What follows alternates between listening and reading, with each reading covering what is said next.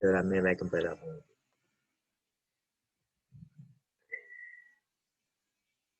So now I'm sure you guys have heard the word centroid.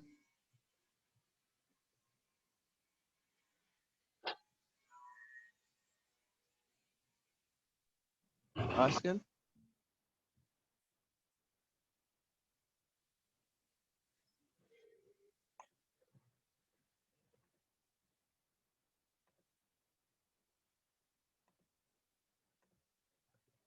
So what the word centroid mean? The centroid is kind of like the center of mass or the center of gravity or flat shapes. So let's think about having a piece of cardboard, you know, just a regular square piece of cardboard, and you wanted to balance it. Where would you put your finger to balance this piece of cardboard? Right? Maybe somewhere in the middle. Okay, Kennard, Garrett? Okay. That was a mistake, sir. Sorry about that. All right, no worries. Yeah. Let's say you had a piece of cardboard, right? And you want to balance it on your finger. Where would you put it? You put your finger somewhere in the middle, right? Somewhere in the middle. And that specific point is the intersection of the medium. So you come halfway from this point, come down, right? And then halfway from maybe this point, come down, right? And some point in the middle, right? These lines would intersect. So that point is the intersection of mediums or the centroid, right? That's what we mean by centroid, that middle point. Now for something like a triangle, let me put a triangle down.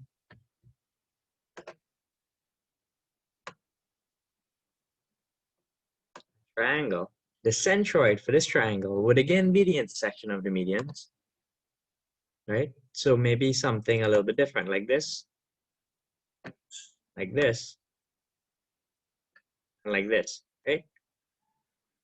Right? And you would balance it on your finger, right? Just pretend these are flat pieces of cardboard. Or, yes, I am sharing my screen. You guys can see, right? I just seen a dark screen. Yes, Oh, sir. so no one see? Sir, I see I- the square see and it. triangle.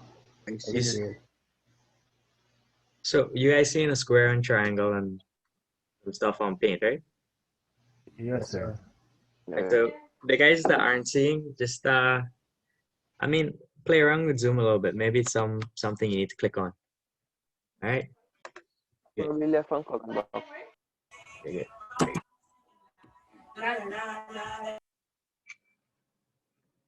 Okay, good. So yeah, for this triangle, the median would be something like this, right? The middle, the centroid would be something about here. Then you put them in a right. So the centroid for square, rectangle would be something like that. For the triangle would be something like this, right? And it's just the intersection of the medians. Now for weird shapes, shapes that aren't as common, like let's say the H shape, for example,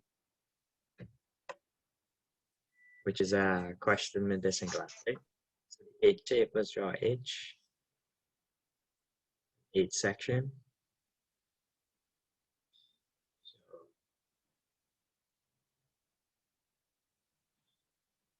Yep, this is a bit unusual. So how would we balance this? Pretend, again, this was a cutout on a piece of cardboard or piece of aluminum sheet. How would you go about balancing it, right? So it's not as clear where the centroid is for these things like these. The centroid is probably somewhere around here though, right? But it's not as clear. And for something like an L, right? The centroid is not as clear for something like that, or even a C, something like this, right? Or a T shape. And the thing is, these shapes pop up while doing engineering. Now, even though this is a H, and you know H is a letter, and T is a letter, and C and L and all stuff. If you look at those H iron sections on buildings, you see beams, iron beams. They're shaped like this H and sometimes I's, like sections like these, long steel beams like this. And the reason we put it like that is because of because of the stabilizing property, the strength with this shape. And the way we analyze that is by using things like second moments of area. So things like second moments of area. And we're going to go over that just now. Moments of area, radius of gyration, and section modulus. So radius of gyration, K, that's what we denote it as, and section modulus, right? Section modulus, which we denote as Z, right? Yeah. Now, that's the centroid. Now, the centroid is useful in finding the second moments of area. Certain things which is useful to find the radius of gyration, which is useful to find a section modulus. Now, what those things mean, I'll go over as I come across them while teaching. But that's what the centroid is. Now, second moments of area. Has some space. Sorry, just break up there. Wait, something about Centroid. Yeah, I think that's what the centroid is the center of mass, right? The center of gravity for these shapes, if you go about balancing it. And that for these shapes is, for these ones here, the H, the T, the C, the I and stuff, is not as clear where you would but try and balance in it, right? Where the centroid would be. Unlike these ones where you can just intersect the medians and find out where it is, right? For these ones, it is not as clear. All right, now, second moments of area. Now, second moments of area, right? Second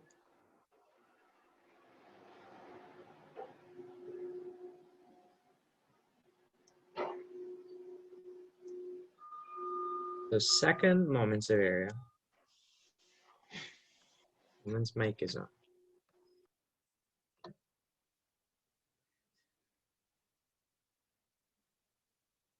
So since there is a second moments of area, that should imply there was a first moments of area, right? So what's the first moments of area, or just moments of area before the second moments of area? Well, moments, regular moments, like what we did in our first ever class, the first set of topics, we know that at some force, right, times some distance from the pivot point, from a rotating point, right? Now, moments of area, let's just denote that as M, OA, moments of area, right? Now, second moments of area. What that is the area times a distance. And that distance there, D, is the distance of the centroid of the object from the rotational axis, from axis. So if we had a square, some flat metal part, like a square, right? The centroid would be somewhere here in the middle. And we were going to rotate it about this axis here. This axis here. Let me draw it in black. This axis here. The moments of area would be the distance here from there, D, times this area, right? Times this area, the area of this thing. So if this is 4 by 4, the area here would be 4 by 4. 4 times D, let's say D is 6 cm, times 6 cm. So 4 by 4 is 16. 16 sixes is whatever number, cm cubed, right? Now the second moments of area, right, is this distance squared, right? You multiply the distance by the distance twice. The distance squared. So that's the second moments of area. Right? That's what it is. Let me just get some new page.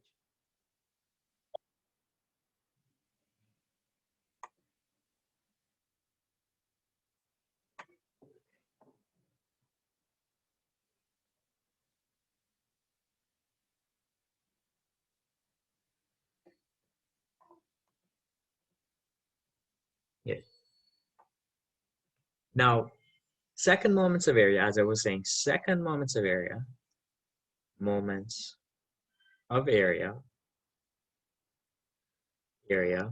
is equal to that same area times the distance squared. Now, second moments of area about the centroid. So let's pretend, again, rectangle. What if we wanted to find the second moments of area about the centroid of this thing? What would the distance of the centroid from the centroid, since the centroid is the rotational axis, we're pretending some axis through the centroid, some horizontal axis xx through the centroid, right? Here, right? We're pretending that that's where this rotational axis is, and we wanted to find the second moments of area about this point, right? About this point here. The distance would be 0, right? It would be 0. So therefore, this wouldn't work out, right? Because you would all get 0 if the distance is 0. So we found out is that the second moments of area, that's not the case, because second moments of area tells us things like radius of gyration and section modulus. And section modulus would play to the strength of these particular shapes, right?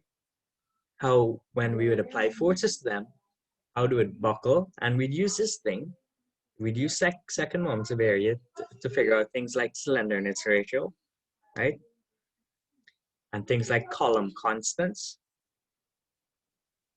And these are very useful in civil engineering. So let's think about something like a very long plastic ruler, right? If you were to apply a force to it, right? Apply a force to it, it would bend, right? It would bend. Versus something like a Coca-Cola can, right? A can of Coca-Cola, right? If we were to apply a force to it, it would buckle, right? It would buckle like this and collapse in. So second moments of area is something that allows us to calculate things like this, right? But how is it going to be 0 for this thing? Well, we found out that is not actually 0 because there are parts of this are some distance away. So let's say a small piece of area here is actually some distance away from this axis. So this here has some moments of area, and so does this piece, and this piece, and this piece, and this piece, and all the different pieces of this thing. And that's where the integrals and stuff come in. So we developed this fancy little formula, right? We say the second moments of area, and we can draw a diagram for that too, if you guys want.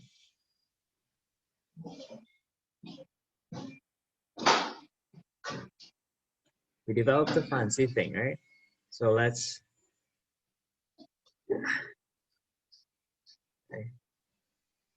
call this axis here. Let's not call it GG. Let's call it GG instead of XX, right? Let's call it GG.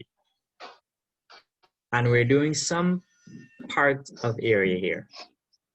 Some part of area here. Thickness. It would be delta X. And the distance from that part to here would be X, right? So X and delta X. And this here is just the breadth, and this here overall is just the depth, right? So the breadth and depth of this rectangle. Now, if we wanted to find the second moments of area for all of these, well, what is that? That's distance squared. So distance squared, x squared times the area, right? So the area of this shaded piece here, is B times delta X, right? So B times delta X, that's the area, right? B, let's just put the B here, times delta X. And now if we were to move this up and down for this entire shape, well, it turns out that if we were just to sum all of these, right? For some values, right? And to maybe K or something like that. So all the different little infinitesimally small rectangles, right? In this shape, turns out that is the same thing as just integrating, right? So what we end up doing is integrating by this axis, so halfway here is d upon 2. Let me write this a little bit. What we end up doing is we end up integrating some distance d upon 2, right, because it's halfway, to minus d upon 2, right? Bring the b outside, b x squared, this delta x, changes to dx because we change it from just anything to like a infinitesimally small, a very slender rectangle, right? Dx. And when we integrate this, we get the formula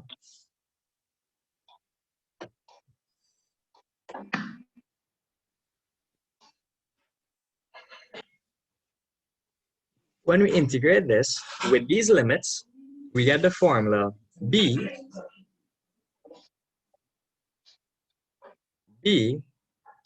is b here, b, right? b cubed over 12, right? And you can go ahead and integrate this if you want. Plug these limits in, and you'll get this formula, right? So that's where that formula comes from. Now, I know the integrals, not everyone follows with the integrals and stuff like that, but it should give you an idea of where this formula comes from, right? And what that formula means. Excuse Now, me, sir. we know second moments of area is area times distance squared. But as we can see from this case, it doesn't always work, right? Because what if the axis is through the centroid, right? So that's how we did the integration, all the different parts, small area parts, right? And their distances away, and we came up with this formula, b cubed over 12. Now, another thing with second moments of area is that we can use them to find the centroid of an object. So let's say we had something very weird, an odd shape, something like this, like a T. Right? We had some axis here at the base, right? Right on the base. We can actually use the moments about the base. So the sum of moments about base divided by total area. So sum of all areas. And we can use this to find the centroid. Use that to find the centroid. And you'll see this pop up too. So moments of area, we can use to find the centroid, and we can use it to figure out the structural integrity of different shapes, right? Right now is not particularly useful, but trust me, when you guys start doing stuff like with the slenderness ratio and column constants in your civil engineering class, you like it.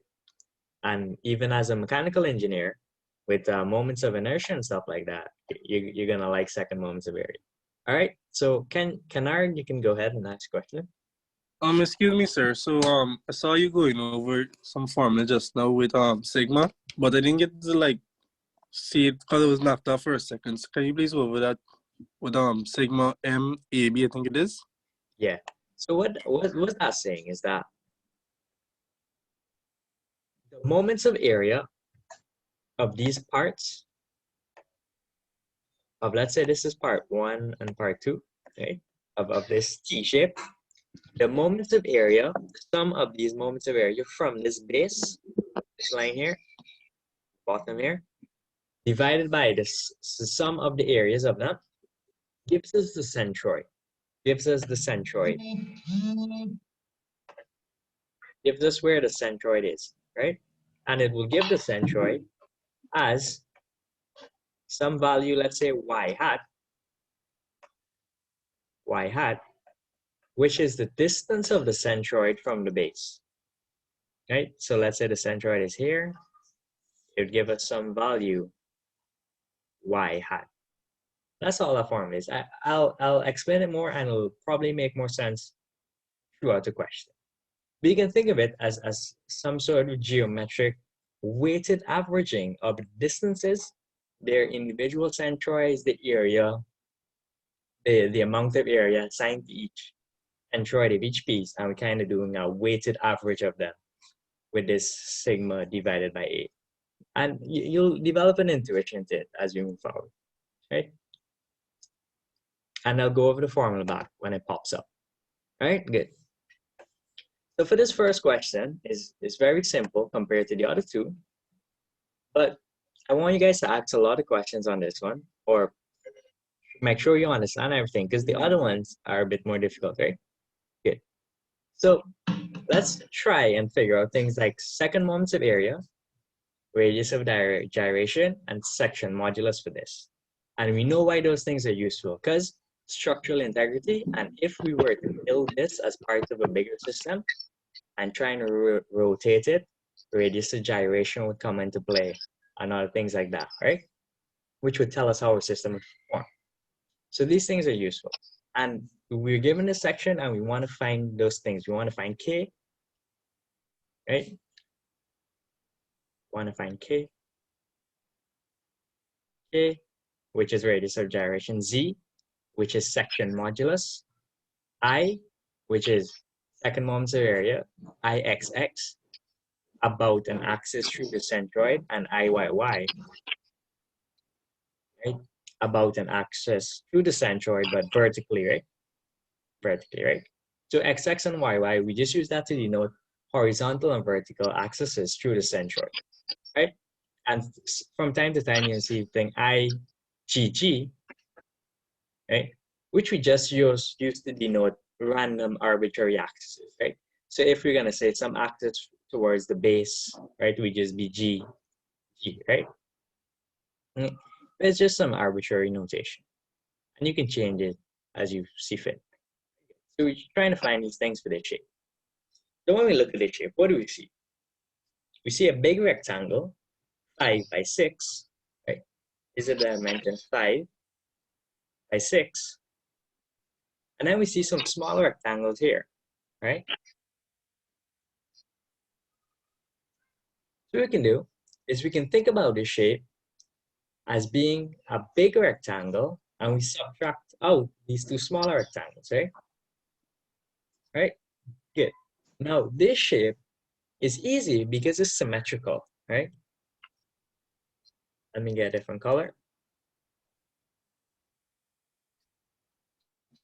Maybe yellow, right? The shape is easy because it's symmetrical. So if we would draw an axis here, okay, and we were to call this axis XX because it's the horizontal axis through the centroid. The centroid for the shape would be the medians, right? So straight down here and straight way across, right? XX. Now, if we were to fold this about this axis, like fold this part over onto this part, we'd find that this part matches this part, right? So it's symmetrical about the axis. So when it's symmetrical about the axis, we can just find the second moments of area of the bigger rectangle and subtract it from the smaller rectangle. Subtract the smaller rectangles from that. So let's do that, right? So 5 by 6 and smaller rectangles, right? So let's try and figure out the dimensions for the smaller rectangles now.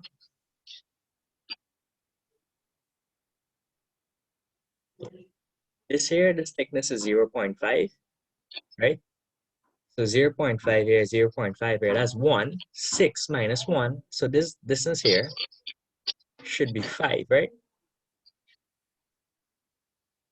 5, right? Good. Now this here, this distance here, from here to here, right? What is that distance? Well, this here is 5, the width 5, divide that by 2, we get 2.5, right? 2.5, but it's not 2.5 because this is still part of the steel piece, right? What would be the steel piece? So this here, if we divide that by 2, this is a 0.25, right?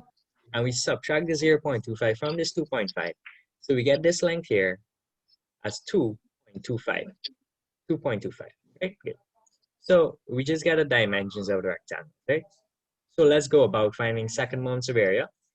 And second moments of area will allow us to find the radius of gyration, square root I over area, right? and section modulus. Good. So we use the formulas, right? Remember, you can do your integration and stuff, and make sure you understand this formula, BD cubed over 12.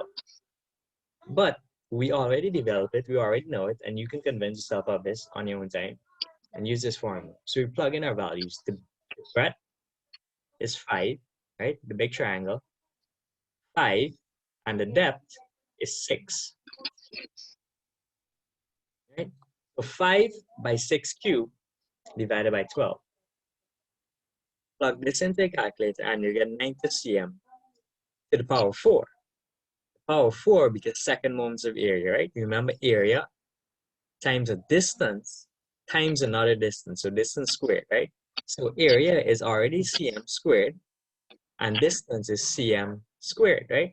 So cm squared by cm squared is cm 4, right? Remember, managing the exponents, so you add up the two, right? So cm4. Yeah. Now again, for the smaller rectangles, remember the smaller ones, the ones here, covered in the ones in red, and we scratch it up with some blue, right? Those smaller ones, we do same BD cubed over 12. We found the dimensions, 5 and 2.25, right? The breadth 2.25, the depth 5. Plug that into the formula, then plug it into a calculator, right? And you should get 23.4375 cm4. Now, we're finding the second moments of area about the horizontal axis through the centroid, right? Now, the centroid for these rectangles are here, here, and here, and the centroid for this bigger rectangle are here. So they all fall on the same point. So they're all essentially from the same axis. So we can just subtract them, add them as we see fit. So we do 90 minus 2 times 23.4375. The reason we use 2 is because two smaller rectangles. So 1 here, 1, 2, right? 2 rectangles, and we subtract them from the bigger rectangle. And this makes sense. This is logical. 90 minus 2 times 23.375. Plug that into a calculator, you get 43.125 cm4. This makes sense. This is logical, and this is easy. And then we use the same second moments of inertia through the centroid, 43.125, and we plug that into a formula for radius of gyration k, right? K. Now the formula for radius of gyration k is equal to the square root of I divided by A, right? Now where does this come from? Well, let's take a moment. We know second moments of area, I, is equal to A times some distance squared. The radius of gyration is the distance from the centroid that we can apply the same area, concentrate the entire area, right? And get the same second moments. And in terms of mechanics, right? Let's imagine we were spinning something, rotating something about some axis. The radius of gyration would be some point, right? Some point from the centroid, right? That we could concentrate the mass in terms of inertia, concentrate the mass and still have the same inertia, right? So now second moments of area, it might not be intuitive to think about it like that in terms of statics, but this is the formula, and that's the formal definition for what it is. It's that distance from the centroid that we can concentrate the entire area and get the same second moments of inertia. So solving this for that distance, right? Solving it for that distance, we get, right? I divided by A is equal to D squared. Taking out the square root, we get this formula here, right? And now we denote this as K because this is something useful and something is pop up a lot. So we give it a name and we give it a special symbol, right?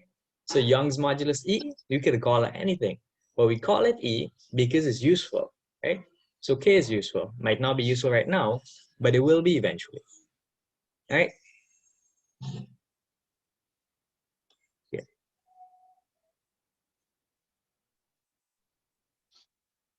Yeah. So now we just found our second moments of area, right? Or IXX about the centroid. Easy, we found that again as 43.125 cm4. We plug that into our formula for radius of gyration K. So that's the square root of the second moments of area about the centroid divided by area, which is equal to the square root of 43.125 divided by 75 is equal to 2.398 cm. It's cm. cm. You can put your units in and they'll cancel out and give you cm. Or you can just know by definition wise, radius of gyration is some distance from the centroid, right? That we would apply the area to get that same second moments of inertia, right? That's that. And section modulus. Section modulus is another formula. Z is equal to that same second moments of area divided by Y, where Y is the furthest point from the centroid, right?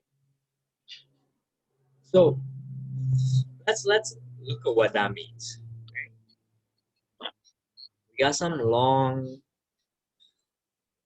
piece of rod here, some very long piece of rod, okay? And we're gonna apply a force right down. Now, the section modulus tells us that's a function of the area, right? Divided by the furthest point, so some distance here, right? Some distance here, D, right? That's what is Y here. Actually, let's just call it Y. Okay? Y. Now, if this were to get longer, right? If Y gets bigger, right? All right. If Y gets bigger, right? Like longer, right? Then Z goes down, right? A big denominator dividing this, Z is gonna go down. Now, if I gets bigger, right? I gets bigger, right? So let's say we add on some, make this thicker, wider, right? Obviously it's gonna be more strong, right? Z is gonna go up, right?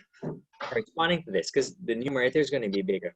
So section modulus is a property that relates to the strength of this thing. Again, right now, it's not as useful, but it will be eventually, right? So that's kind of where this formula comes from. It's a property that directly relates to the strength of the object, the entity, or the material, right? So that's the formula. Z is equal to I divided by Y.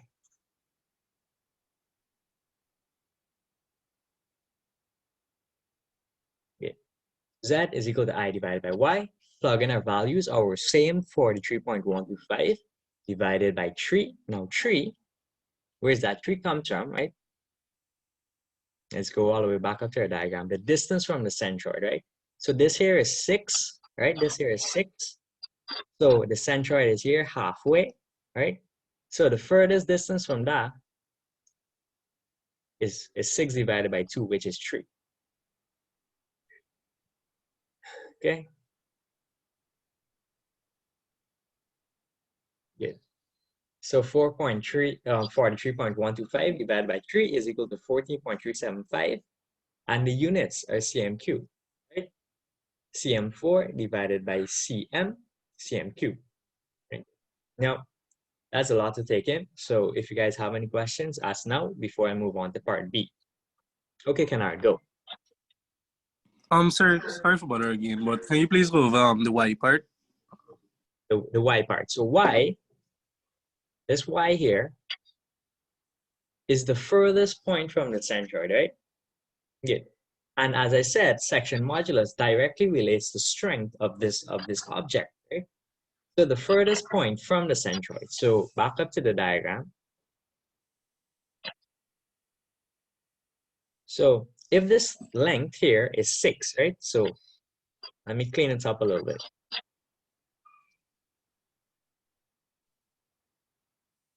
Okay. So this here is 6, right? We're using a horizontal axis, xx, right? Through the centroid. The centroid is halfway, right? Is halfway. Yeah.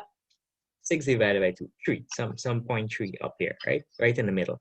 So the furthest point from this, right, would be 6 divided by 2, which is 3, right?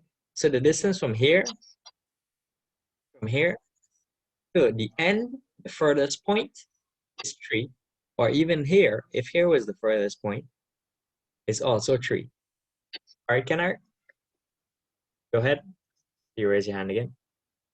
Yes, sir. I got you. Thank you. So just divide 6 by 2. Now, if the centroid was maybe lower, right? Let's say at some distance 2 from the base, right? Then it would be 6 minus 2, because the longest distance would be some 4, right? It would adjust. Now, for shapes that are like irregular, like the T1 and stuff like that, you know, you would adjust accordingly, right? So, yeah, and find the furthest distance from that centroid. Good. Good. Now, good. Now, we just did for I about xx, which is a horizontal axis through the centroid. Now we want to do I, y, which is a vertical axis, the centroid, right? Yeah. Now, you can do it 2 ways. Okay? You can take the same formula, I of a rectangle through the centroid is equal to BD cubed over 12, right? BD cubed over 12 for IXX and IYY, you can say DB cubed over 12, right? Over 12, right? And just adjust. Or you can use the same formula and flip it like this, right? So notice this shape is just this shape, but turned on its side. Okay? So you can use it either way. You can use this version of formula, or you can just turn it on the side and use the same formula. I prefer to turn it on the side and use the same formula, right? So we turn it on the side, and now let's calculate for a vertical axis, right? Remember, we flip it on its side, so it is vertical, even though the axis we draw is horizontal.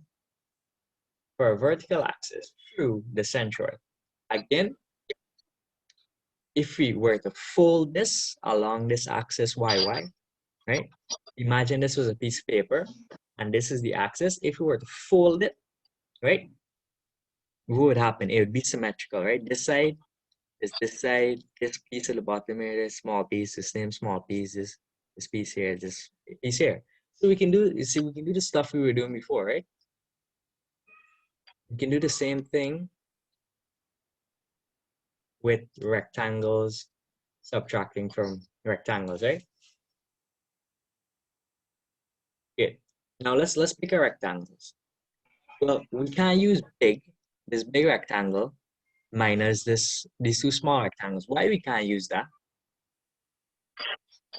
Why we can't use that is because the centroid for this small rectangle is at the top here.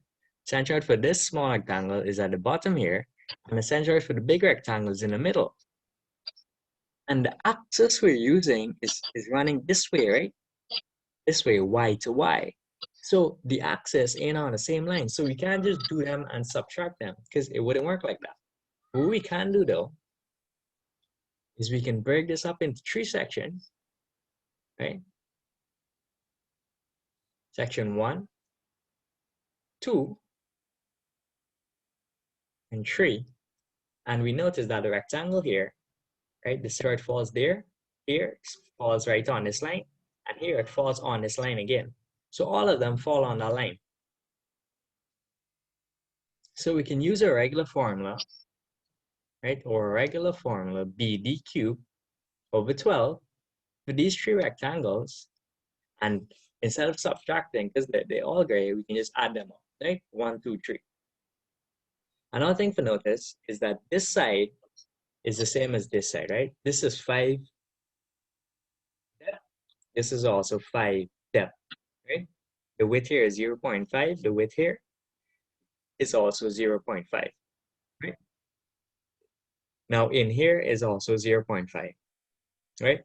But here the depth is 0.5 and the width is 5 because 0.5 minus 6 here, right, is 5. So here is 5. So for rectangle number 2, this middle one here, the dimensions are depth is 0.5 and breadth is 5. So it's 5 by 0.5. Rectangle number 1, its depth is 5 and the breadth is 0.5, right? 0.5 by 5. Rectangle number 3, it's 0.5 by 5. So these two are the same, right? So we just find for 1 and multiply by 2. Easy. Good, so let's do that. Use our formulas, right? For the ends are the same, 0.5 by 5. So the ends, 1, 0.5 by 5. Plug in our breadths and depths. 0.5 by 5 cubed divided by 12, we get our answer. 5.21 TM4. For the middle piece, which is different, 5 times 0.5. 5 times 0.5 cubed divided by 12, plug it in, get our answer, 0.0521 CM4. Now, we want 2 of this and 1 of this, so we add them up, right? We get IXX is equal to 2 times the ends, 2 times 5.21, plus 0.0521, which is the middle piece. And we get our answer, the IYY, as being 10.4721 CM4.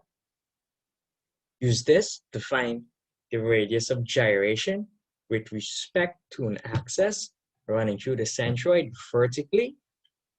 Using the same formula, we plug this in, get K is equal to IYY divided by area, which is K is equal to 10.4721 divided by 7.5, which is equal to 1.182 cm.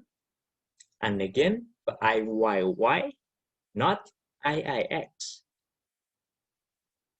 We're finding section modulus with respect to the vertical axis, right? We get Z is equal to IYY divided by X, which is equal to that same 10.4721, right? Divided by 2.5, right? Which is equal to 4.19 cm cubed. Where does this 2.5 come from? This 2.5 comes from right here. So here it's 5 now because we turn the shape on its side so that we can work it easier, right? And the furthest distance from this central axis is 5 divided by 2, right? 5 divided by 2. 5 divided by 2 is 2.5. And that's what we got here. Great, good. So that's the entire question for number 2. The other one is a bit different. It's harder. So if you have any questions right now, go ahead and ask.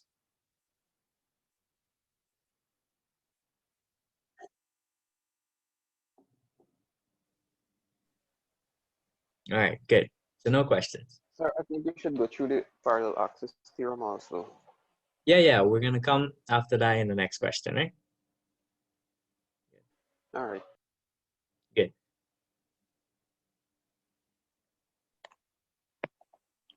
Good, so this shape, we're gonna do the same things, okay? This shape. We're gonna find IXX. We're gonna find IYY. We're gonna find K, respective for these. So K for IXX, right? and K for IYY, right? And section modulus each. So we're doing the same thing as before. Now, let's start. Axis. Red might not be the best color for this.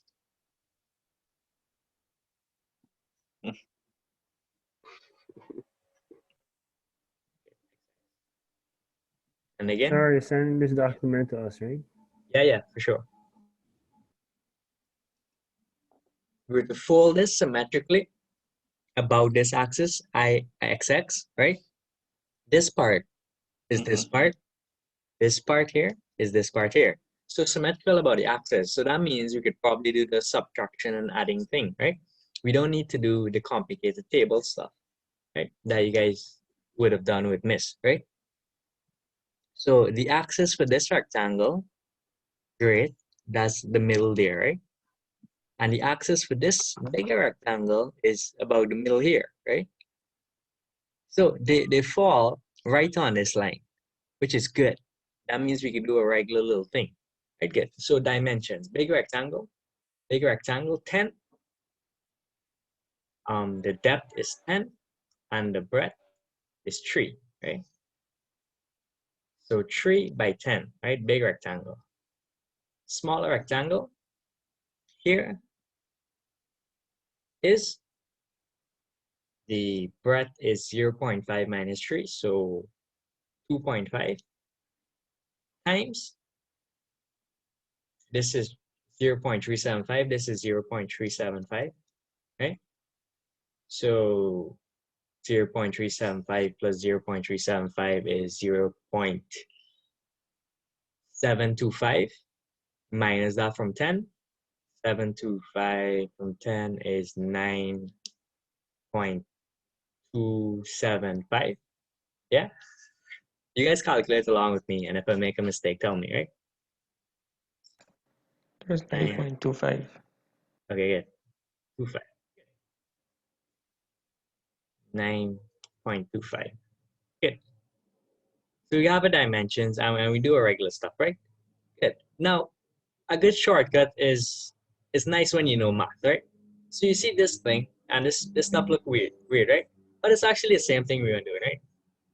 So big rectangle. So let's call big rectangle B times D cubed over 12, right?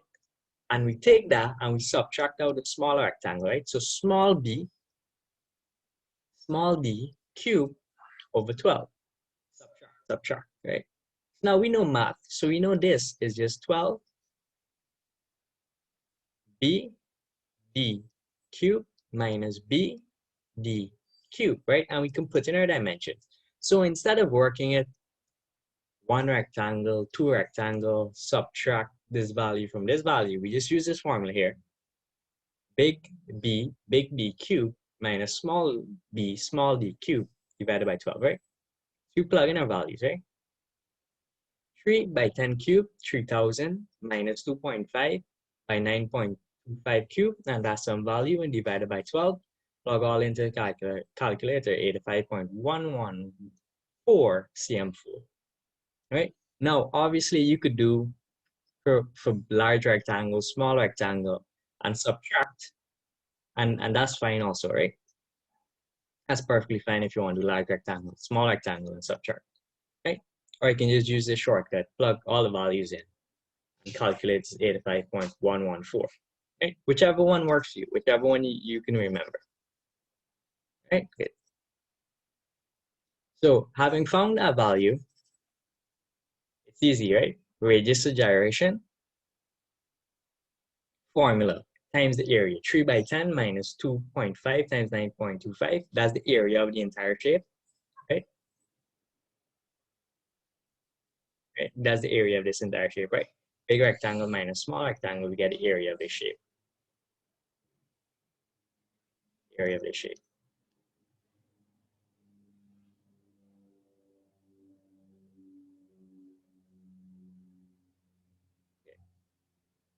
Is this, which is 6.875 cm squared. And we divide that by this that we just found, okay? And we take the square root of that to find the radius of gyration k. So we get k is equal to 85.114 divided by 6.875 square root, right? And that's equal to 3.518 cm. And section modulus, again, same second moments of area, 85.111 divided by 5. Centroid through the middle, 10 divided by 2 is equal to 5. Now, I don't want you guys to get comfortable with just dividing this length by 2, because sometimes this could change. And we'll see as we go on to the other questions, right? But 10 divided by 2 is 5. 10 divided by 2 is 5, put 5 at the bottom, and divide this, plugs into the calculator, and you should get 17.023 cm cubed. All right, good. Any questions? It's just the same as the last one, right? Sir, the II, sir, that represents the cutting section. Huh? What's that? The I subscript XX. Yeah. I subscript XX represents this value, 885.111, which is this, which is what we're finding, second moments of area. So I, second moments of area.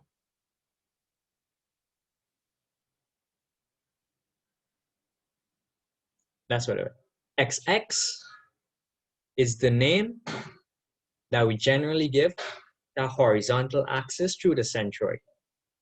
Yeah, or horizontal axes in general, right? XX. And we use that same here. Here is IXX, right? But I mean, you don't need to put them. It's understood. Okay, good. That's that. Now, this other part is a bit weird. So now we're doing it about the vertical axis, right? So we do just like last time, turn it on the side, and then we start calculating. But do you know what the centroid is? Exactly. So we turn it on the side. Let's draw our axis, right?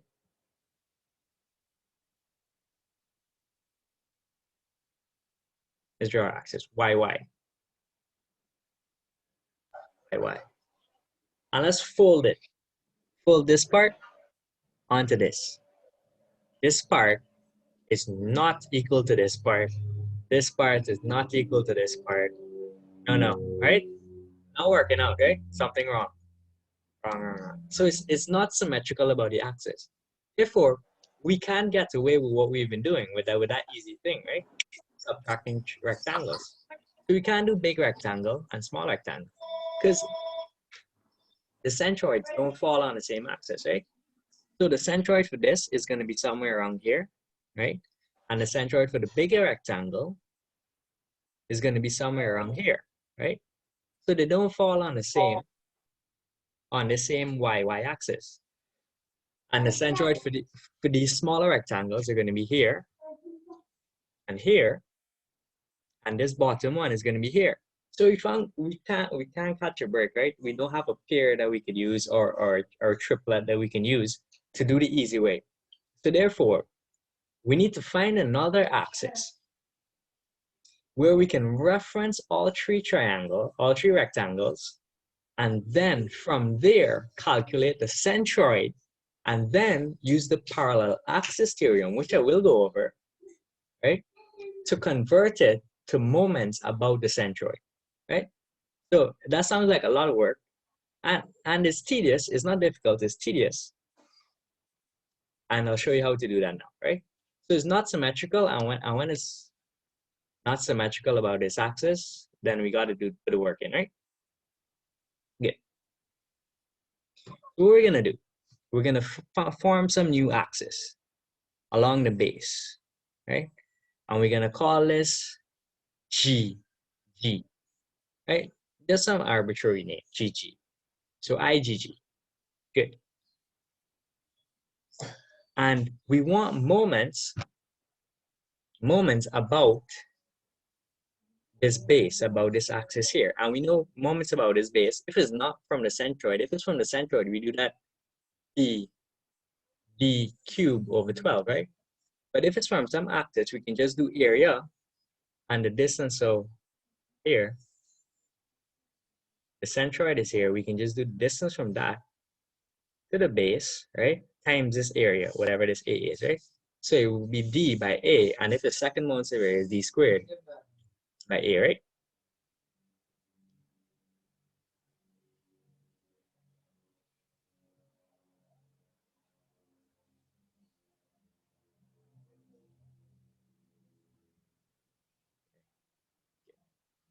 So now for questions like these, it's nice to keep all your values neat, right? Nice to keep all your values neat. So let's just create a triangle. And now, even though they don't share the centroids, we can calculate moments about their individual centroids, right? Let me change colors. Okay. And what we can do is we can pick these three rectangles here. So 1, 2, 3. 1, 2, 3. Okay, good. And we can calculate based on this base, and we can do some parallel axis stuff and switch it around and do some magic. So let's start doing that magic. Now dimensions, right? This here is 3. So these end rectangles here have a depth of 3. Please give me a second.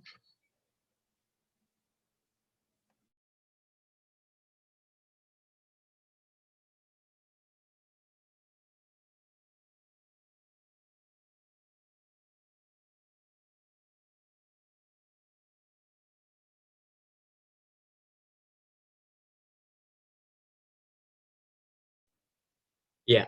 So these end rectangles have a depth of 3 and a width of 0.375, right? 0.375. And this is for 1, and 3 is 0.375 by 3 also, right? And for this one here is 0.5. 0.5 times 9.25, right? So the depth is 0.5 and here is 9.25, right? We calculated this in the previous part. Okay, and now we find the area. So for the ends and the middle, again, these two are the same, right? And this one is different. So the ends is 0.375 by 3. The area, the m squared, is equal to that 1.125. For the middle, 0.5 times 9.25 is equal to 4.625, right? Here. Distance of centroid from base, right? Distance of centroid from base. So what is that? So remember, to calculate the moments about the base, we need the distance from the centroid. Remember, for a rectangle, moments about the base is some distance by some area. And this here is the base, right? We put some axis there, and we're going to rotate that about that. So the centroid for that would be some distance d, right? So some distance from the centroid, right? So let's pretend we had this rectangle here. The distance of the centroid of this end rectangle, let me get yet another color, blue. From this end rectangle here to the base is 3. This distance here, 3, right? See this distance here, 3. 3 divided by 2. That's the distance of this centroid here from the base. And this one here, the distance of the centroid of this one from the base is 0.5 divided by 2. Right? So 3 divided by 2 is 1.5, and 0.5 divided by 2 is 0.25, right? And put those values in. Now, you remember that formula that I was talking about? Sum of moments about the base, right? And moments about the base is just that distance times area divided by the sum of the areas is equal to this fancy symbol y hat. Y hat, or sometimes y bar, refers to the distance of the centroid from the base.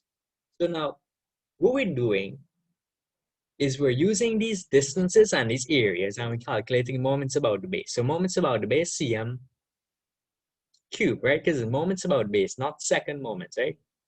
If it was second, right, it would be cm4. So just moments about base, which is just some distance times some area, right?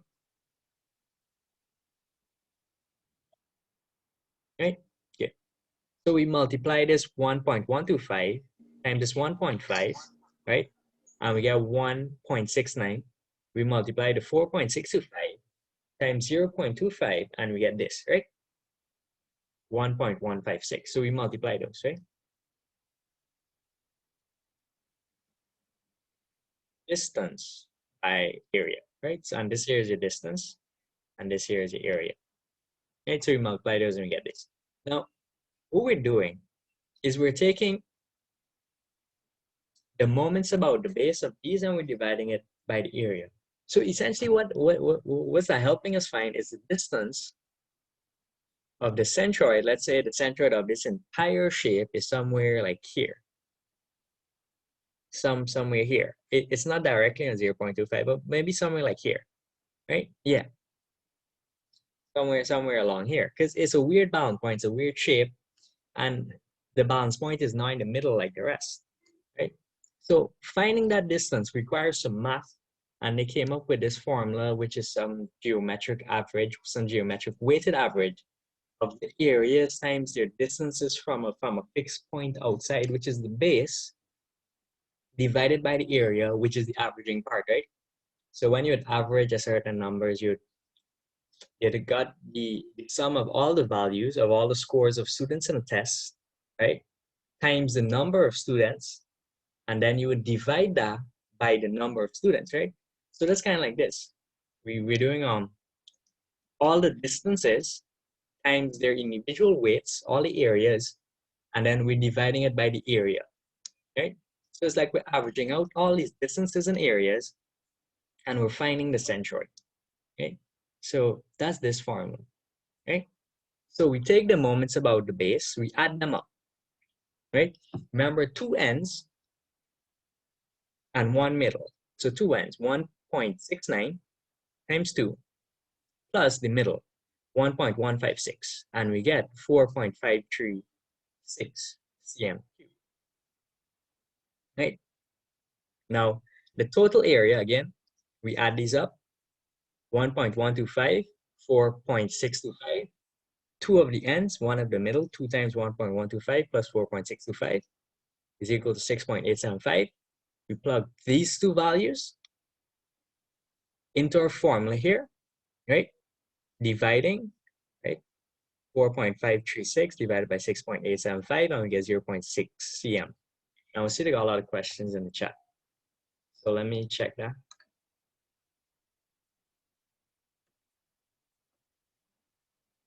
Okay. You guys hearing, right? Are you guys hearing? Yes, sir. Yes, sir. Yes. Good. Any questions from this point? Findings is 0.66, right? Because what we just found here is the centroid, right? We found the centroid, or at least the distance of the centroid from the base, right? So we found the centroid at some point 0.66. So this here is 0.5, so 0.66. Some distance, maybe here, you know, slightly outside. Which kind of makes sense that the center of gravity for this would be off, because you couldn't balance something like this on your finger, could you? Right? And that would give you some insight towards the structural integrity, right?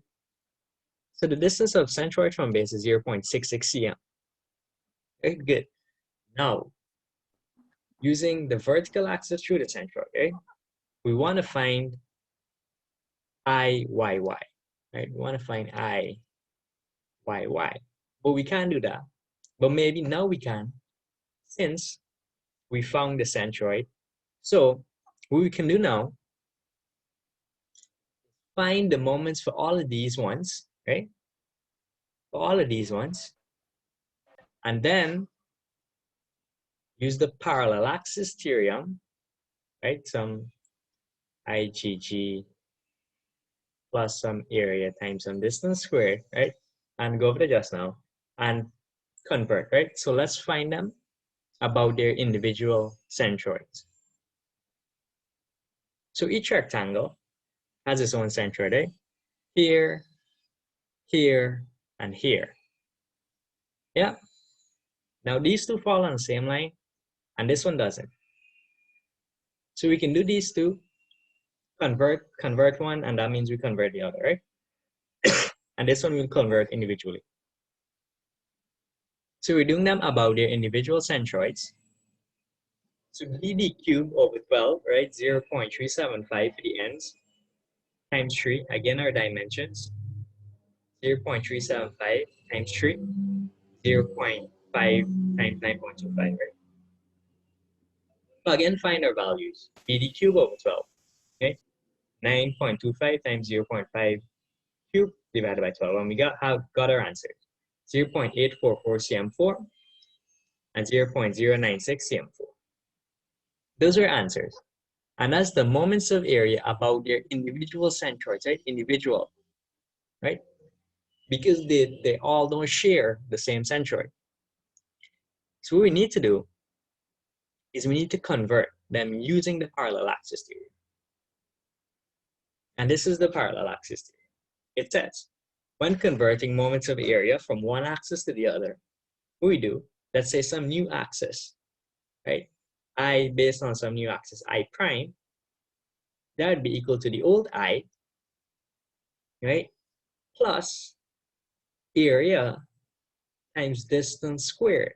And that distance is the distance between the two axes. So you can think of it as like having, right? Having a moment of area here, and then you add on the extra piece that was missing, right? So you're adding on another piece of second moments of area based on the distance between the two, or subtracting, again, based on the distance between the two. So that's kind of what the parallel axis theory means, right? Some I, the old I, plus the distance between the thing, the old I, the axis for the old I, and the new thing you want to convert, right? The distance between the two, and that is equal to the new second moments of area, right? So it's just the old I, and you add it on back. You add in an extra piece, right? That extra distance and area. Formally, for centroids, from the individual centroid to the centroid of the entire shape, we say IYY is equal to IGG. Now this IGG is arbitrary, right? We just use it to label things, right? That's not referring to the base in this one. Is equal to IGG, which could be this one or this one, right? Plus the area of the individual stuff, times the distance between the centroid, right? So we found the centroid of the entire shape. You remember that? Remember this part here? 0.66. We found the centroid of the entire shape. Y hat is equal to 0.66. Okay? So the distance between the centroid should be whatever the centroid is minus 0.66, right? So in this case, distance of centroid from base is 1.5 minus 0.66. And this one, well, we do the other way because 0.66 is bigger, right?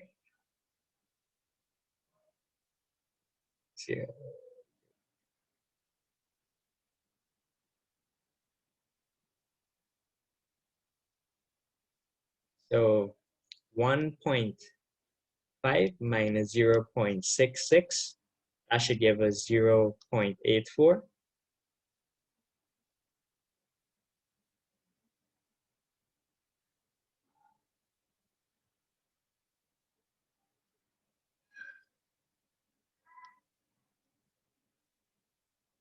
And then 0.66 minus 0.25. That should give us 0.41.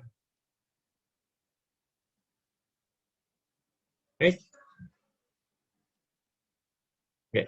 So now we already find the areas for the individual chips, so we can just go back up and collect that. And that's why it's good keeping it in the table. The areas here, 1.125 and 4.625. Right? 1.125 and 4.625. So we plug that into our formula, right? We found these values, which is individual centroids, right?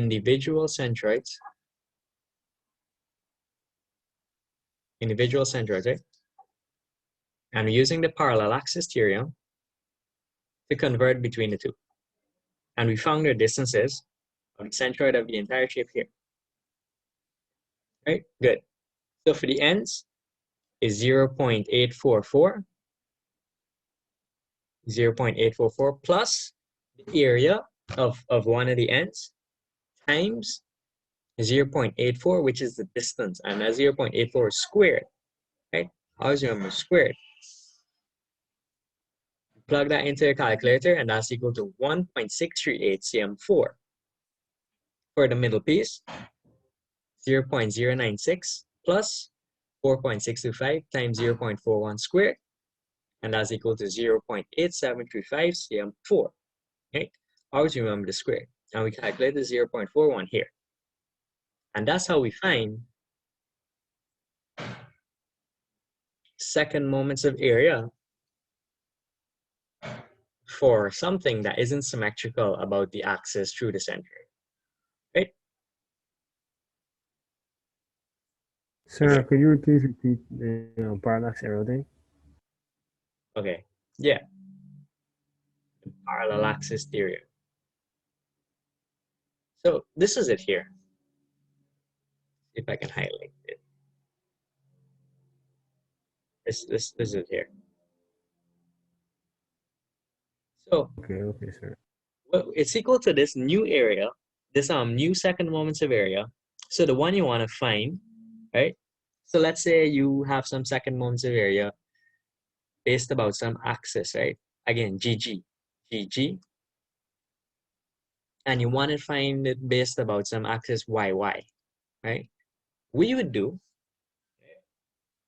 and GG is some shape, right? Some shape, and this shape has some area A, right?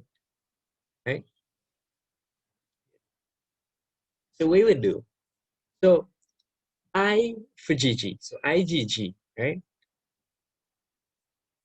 That would be equal to the distance of this centroid, right? Some distance D, let's call it D1. That'd be equal to A times D1 squared, right? Makes sense. Now, if we wanted to find about IYY, we'd have to do something like here, right? To here, and we find the distance D2, right? And we do A times D2 squared, right? Or we can just use the parallel axis theorem, right? And what that says is that we take the same old IgG, right? And we find the distance between the two axes. So here and here, the 3, right? Distance between that times the area. And we add that on. Plus the area times the distance between the two axes, D3, is equal to I, Y, Y.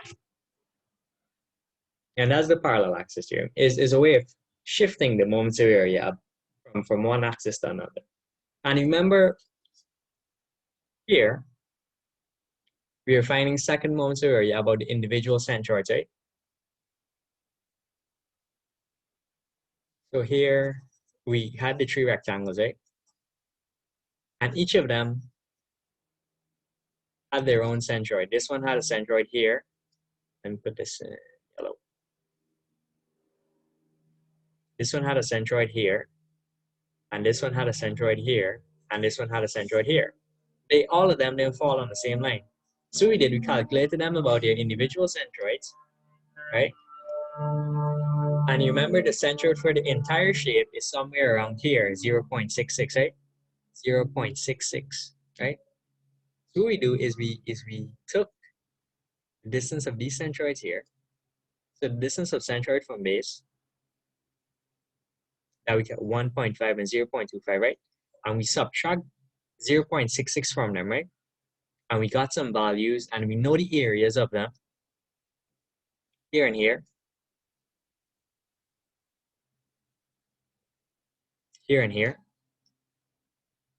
here and here, and we plug that into a formula with these that we just found, right, about individual centroids, right? So we plug this and this, right? This and this here and here. We plug them in there, right? And we use the areas we found, right? Again, back up to the table. The areas we found here and here. And remember, this is 0.66, and the individual centroids are this minus 0.66. So this 1.5 and a 0.25. Right? This is what we do here. 1.5, 0.25. And we found these values, the distance between the two, and we plug them in here and here, and we square them, and we got our answer. The parallel axis theorem is a thing, right? You can read up about it, and you can probably prove it yourself, but you shouldn't go through all the stress of proving it. But that's what it is essentially, right? Good. Now, we found all the second moments of area, right? For the ends and the middles, and we put them, right? We translate them using the parallel axis theorem, okay? Using the parallel axis theorem to the centroid of the entire shape, not the individual centroids, but the centroid of the entire shape, right? So now we can add them up. So 2 ends and 1 middle, right? So 2 times 1.638 plus 0.8735 here. We add them up and we got 4.15 cm4, which is good.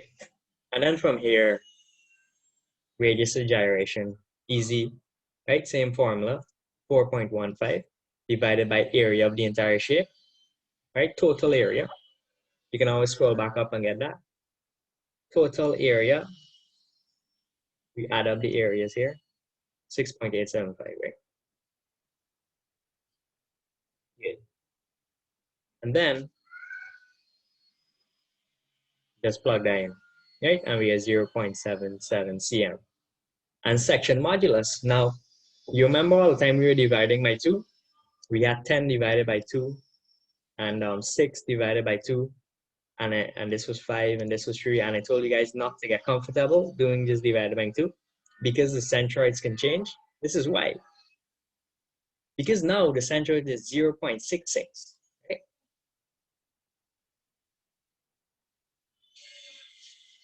And this shape is at a height of 3.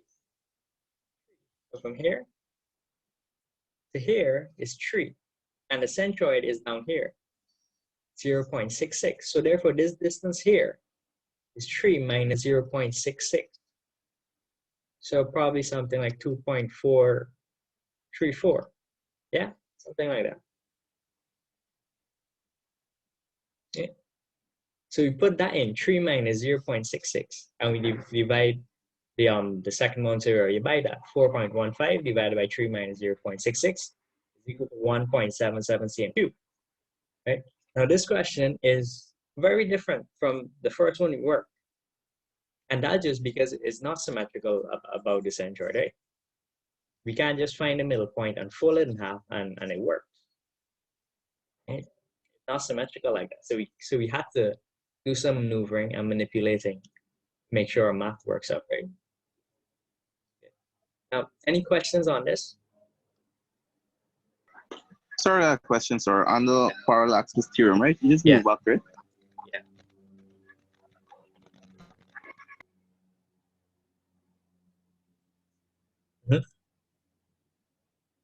Yeah. Yes, sir. We already got I middle, right? The 0.41 square, right? Where did you get it from? The 0.66 minus 0.25, right? So the distance between the centroids, right? So we're moving from individual centroids, centroid of the entire shape, right? And the centroid of the entire shape is at 0.66, which is what we found, which is the reason we did this whole table thing and all of this magic. The reason we did that is to find the centroid for their shape. Because look at this shape. The shape is weird. It's a weird shape. You should shame the shape for being weird, right? Because you can't balance the shape on your finger, right? If it was a square rectangular piece of cardboard, you could balance it on your finger easily, right? But you can't do that with this shape. Right? Okay, sir. That's why we needed to do all this work to find the centroid of the shape. And we had to use this formula, right? This formula here. Y sigma dA, which is just sum of moments about base divided by total area, simply put, right? And we find the 0.66, and the distance between the centroids, right, that I have here, distance between centroids, is 0.66 minus the individual centroids, right? So here, for the middle piece, this centroid here is 0.25, it is small, is at the bottom here. 0.25 for this rectangle here, right? And here is 0.66. So the distance between those is 0.66 minus 0.25, right? And this should give you a 41, whatever, right? 0.41, yeah? And for these end ones, right? 0.66, right? And the distance here, this length here is 3, so this here should be 1.5, right? And this here is a 0.66, so the distance between these two here, 1.5 minus 0.66, right? So yeah, 1.5 minus 0.66 and 0.66 minus 0.25 gives you this 4.1 and this 8.4. That's the distance between the centroids. Okay, sir. You understand it now? Yes, sir. Okay, if you don't understand, tell me. I'll go it over another time. Or maybe someone in class can explain it a different way and help you out. Okay. So any other questions, right? It's good with this part too, right? This is the easy part. But yeah, I know it's a lot. So what I want you guys to do to make sure you understand it, right? I want you to take a look at this one. And I put a work in because yesterday I didn't put a work in and no one knew what to do. Or at least some of them knew what to do, but they weren't getting it right away. So I want you guys to look at this shape, and I want you to take your pens, your pencils out, your books, your calculators, and I want you to work this question. And wherever you get stuck, tell me, and I'll make sure you can move on from there, right? So try work this question, right? So start up, vertical axis, XX. Horizontal axis, sorry, XX. Fold it. Is it symmetrical? No. This part got a whole T thing, and this part got a little piece. If you try folding it in half, it's not symmetrical, right? Not symmetrical. So therefore, that means you need to do the entire table thing, fancy stuff, right? So start creating a table. These are your headings: area, distance of base from centroid, and moments about area. I want to keep the diagram up, right? So start, and as you got questions and problems, just ask me, okay? I'll be right here.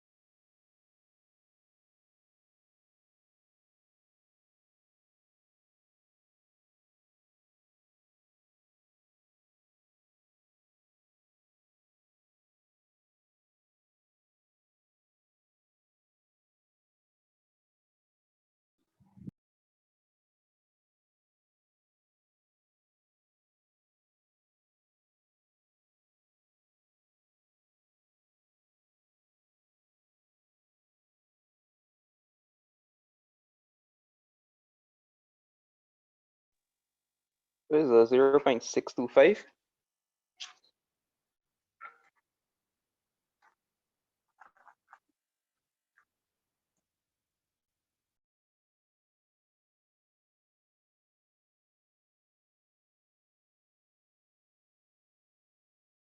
Yeah, so that's 0.625. Okay. My mic was off and I went talking to you guys. Yeah, so 0.625 there and here. We can correspond with the values in this table. Make sure I get the same things, and then I'll add in the other pieces. But I want you guys copy the diagram before I show the work in.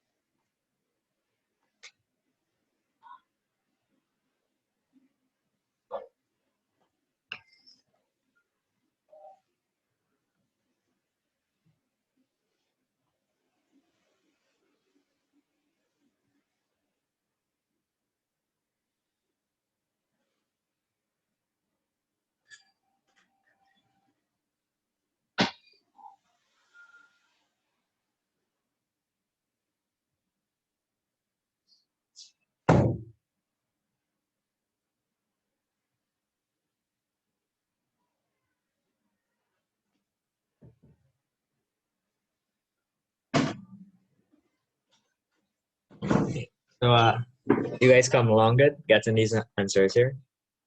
Is 3.75, 3.5. This here at the bottom is just the total. Total.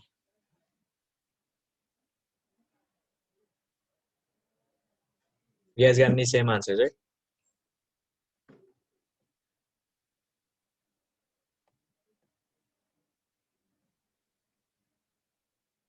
Yes, no? Still working on it.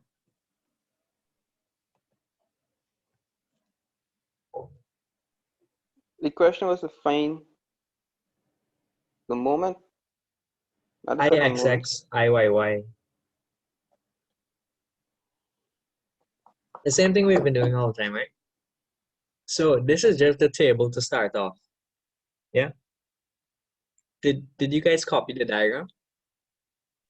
Yes, sir. Sir, when you found the area for rectangle number 2, sir, you rounded it off to 3.35. It was supposed to Yeah. be 3.36. Okay. Yeah, and then when you multiply, you use the 3.36 and not the 3.5. Okay. All right. Yeah, well, cool. No worries. All right. Good. But you guys got similar values, right? Good. And this here is the total at the bottom here. This is the total. Okay. So let me minimize this. Go back full screen. Good. So we found this table. Good. I remember sum of moments about base. Total there. Okay. And total area can give us that y hat, right? That y hat, which is the sigma sum of moments and divided by sum of areas, right?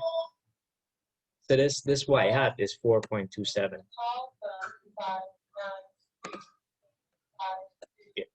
If you get up to there, then you can progress just like how we're doing the previous one, right?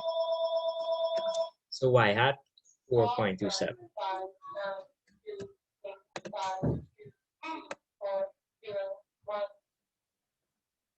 So a lot of you got up to here. Yes, sir. Good. Now we can find the distances between the centroids right now because it might be useful, right? So where's the centroid of this top rectangle here? Somewhere around here, right? Right. So the distance from the base, G,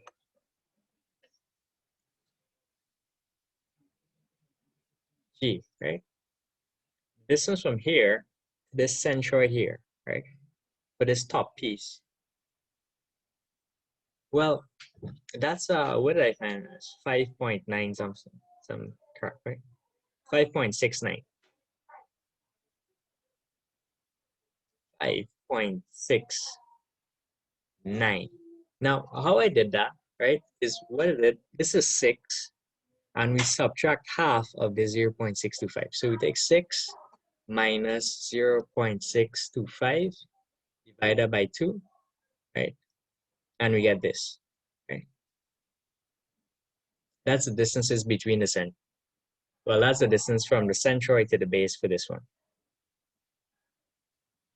And then for this one here, well, that's 6 minus 0.625 divided by 2. Yeah, I find this one here, right? Yeah, then get these, right? And now, since we found this, the centroid of the entire thing, using our formula, right? We can find the distance between the two using this 5.69 minus the 4.27. And we can find the distance between the two, which is useful for applying the parallel axis theorem later, right? So we just find them right now and keep them. So remember these two values, right? The distances between the centroid. So we use this new one we found. And we use Excuse me, sir. The moments on your table, there's a second moment.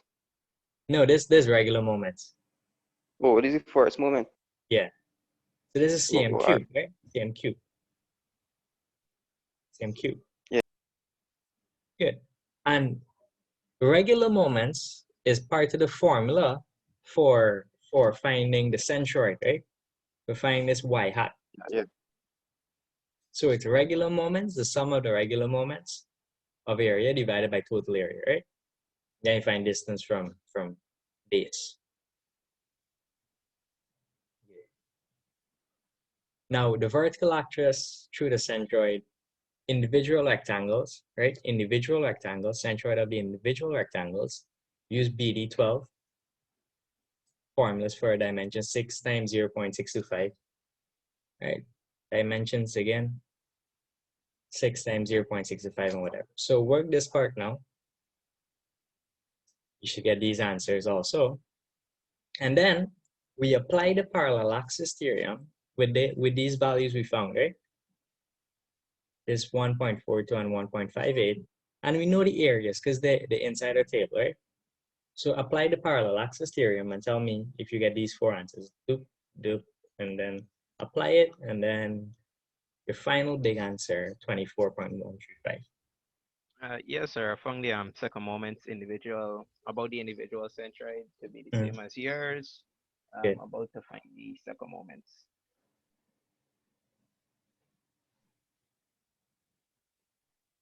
Yeah, I get the same thing. For this final one, 24.135. Open back this book.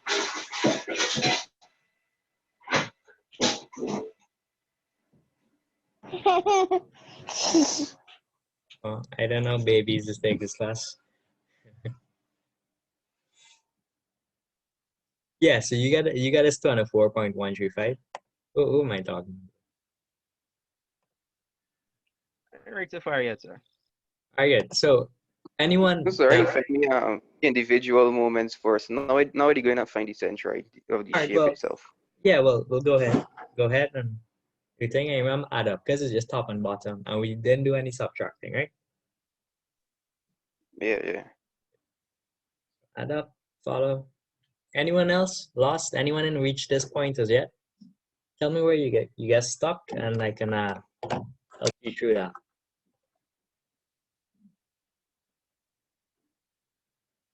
All right.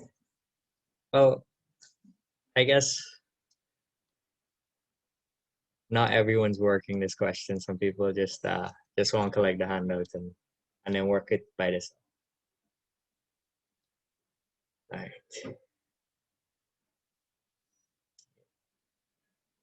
So when you guys reach this point, tell me, and I'll move on.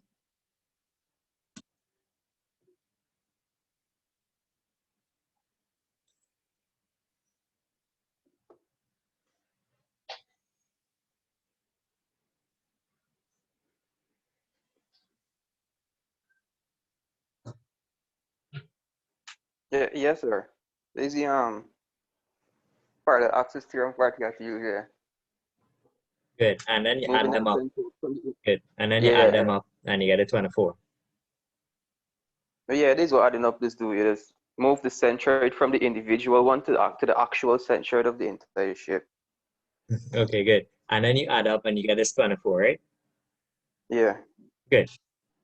So now using that 24, you can find K easily and Z easily, right? Section Just modulus. hold on a little bit, please. All right, no worries.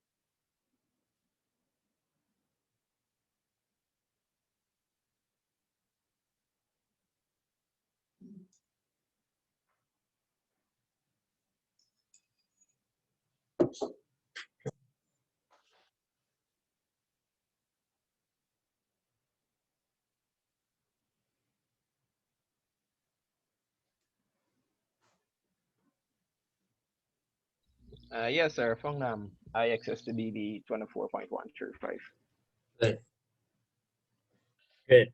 Now, having found that, finding K, radius of gyration, and section modulus is easy, right?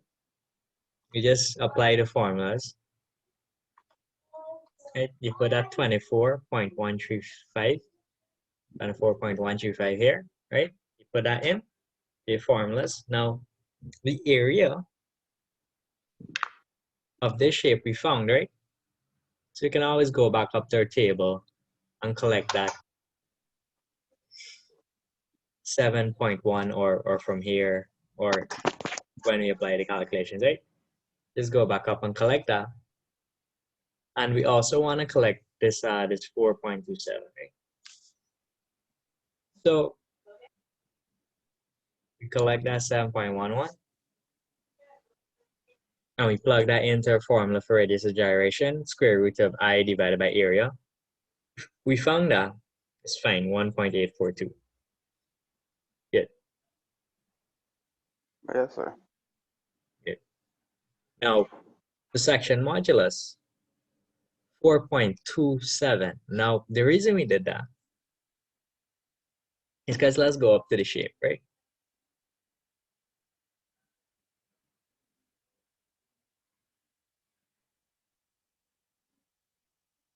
Let me clean it up.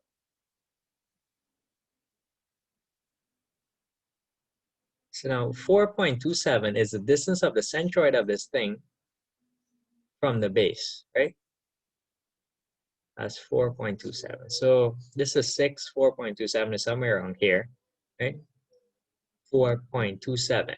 So section modulus is I divided by y or x, some distance that is the furthest point from the axis, right? So now we can't just go doing 6 minus 4.27 because that's this distance here, right? Which is shorter than this distance here. So the furthest distance is actually 4.27. So that's what we need to put in here. Right? Now it varies from shape to shape. So that's why you need to look at the centroid and look from this centroid, with the centroid as a reference point, what's the furthest this shape goes, right? And it turns out it's to the base, which is 4.27 centimeters away. Right? So this thing we found has been useful a lot of times. 4.27. So, sir, in this case, your y can just be equal to the distance, the distance to the centroid away from the base, right? Yeah. All right. Because the centroid is so far up the shape, right? Because of that imbalance on top, right? So you look at this T, it's imbalanced here heavier. So if you try and balance it on your finger, you got to go more up to the top. Because this side heavier, you can weigh down. Yeah. What were you asking? So, sir, like you could just formulate a relationship, right? So if you get a T piece, then y is generally equal to the distance to the centroid from the base. What I would recommend is, let me pop open Paint.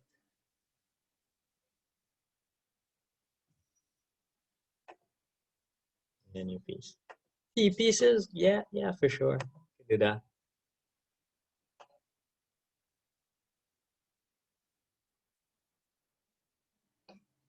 So for an eyepiece, right, the eye, or an H piece, right, is just whatever it is D is, D divided by 2, because the centroid's in the middle, right? Because the centroid's in the middle, and for this one, it's in the middle too, right? So it's just this distance here, D divided by 2. So it's halfway, right? D divided by 2. This full thing here is D. So for pieces like these, symmetrical pieces is D divided by 2 because the centroid is in the middle. For the piece like the C,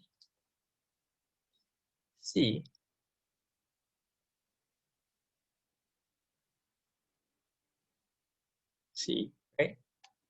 We found the centroid for XX here was halfway, right? Because it's symmetrical. This piece is equal to this piece, right? It's symmetrical about the x-axis, right? But this way, right, it's not symmetrical. So the point here was lower, and the furthest point we were reaching would be this distance d minus the centroid, right? Minus that centroid distance. Now for this t, the centroid is up here.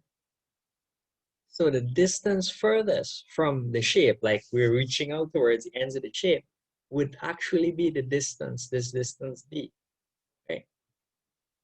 So now, I don't want to just make generalizations, but we can say yes, for d pieces, the distance is the distance of the centroid.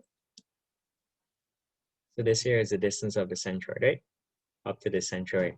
And it's not related to d. So we can say the pieces is just the centroid, it's just that 4.27. And for pieces like this is the d minus that 0.66, right, that you would find. And for pieces like this is d divided by 2, right? And here it's both ways divided by 2, right?